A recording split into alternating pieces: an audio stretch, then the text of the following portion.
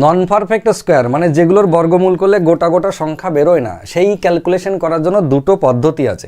একটা পদ্ধতি আমি আগের ভিডিওতে দেখিয়েছি, আর দ্বিতীয় পদ্ধতিটা আমি আজকে দেখাবো। যেমন ধরুন √5 এর যদি আমরা বর্গমূল করি তাহলে কত হতে পারে, সেটা হচ্ছে √5 মানে এর মধ্যে ম্যাক্সিমাম কার বর্গমূল ঢুকে আছে, সেটা হচ্ছে 2 এর, 2 2 4, তার মানে 2 তো আমরা গোটা পাবোই, এর সঙ্গে এক্সট্রা কত পেতে পারি, √4 মানে 2, তাহলে √5 আছে মানে 2 এর থেকে বেশি পাবো, তাহলে কতটা বেশি পাবো সেটা বার করার জন্য এই যে এর মধ্যে যে ম্যাক্সিমাম বর্গমূল সংখ্যা ছিল কত 4, 4-এর সঙ্গে 5-এর কি ডিফারেন্স 1, সেটা হয়ে গেল ওপরে, আর এই 2 এর ডবল হচ্ছে 4, এটা হয়ে গেল নিচে। তাহলে ফাইনাল উত্তর এই 2 তো গোটা বটেই, আর 1-এর 4 মানে কত, 1-এর 4 মানে 0.25, তাহলে ফাইনাল উত্তর হচ্ছে 2.25।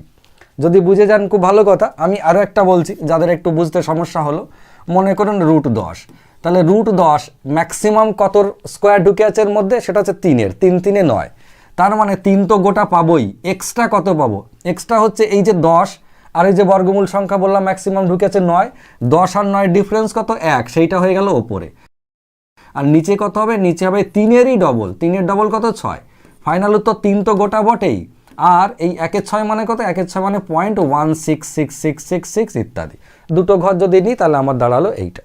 এবার মনে করুন আমি আরেকটা সংখ্যা বলছি, আরেকটা সংখ্যা হচ্ছে √14, √14 কার বর্গমূল ঢুকে আছে 3 3 9, 4 4 16 বেশি হয়ে গেল, তাহলে 3 3 9, 3 তো গোটা রইলই, এক্সট্রা কত পাবো, এই যে মনে করুন 9 আর 14, 9 আর 14-এর মধ্যে ডিফারেন্স কত, ডিফারেন্স হচ্ছে 5, আর এই নিচে কত হবে, নিচে হবে 3-এর ডবল, 3-এর ডবল মানে কত, 3-এর ডবল মানে হচ্ছে 6, এইবারে 5-এর 6 মানে ওপরে 50 ভাবলাম, তাহলে 6 8 48 থাকলো 2, 3 6 18 মানে 83 দিয়ে দিলাম, ব্যাস 3.83।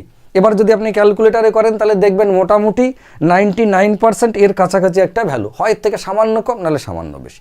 যদি বুঝে গিয়ে থাকেন খুব ভালো কথা। আপনার জন্য একটা হোম টাস্ক দিলাম, সেটা হচ্ছে √40, √40-এর বর্গমূল করলে কত হবে এটা আপনারা কমেন্ট বক্সে জানাবেন।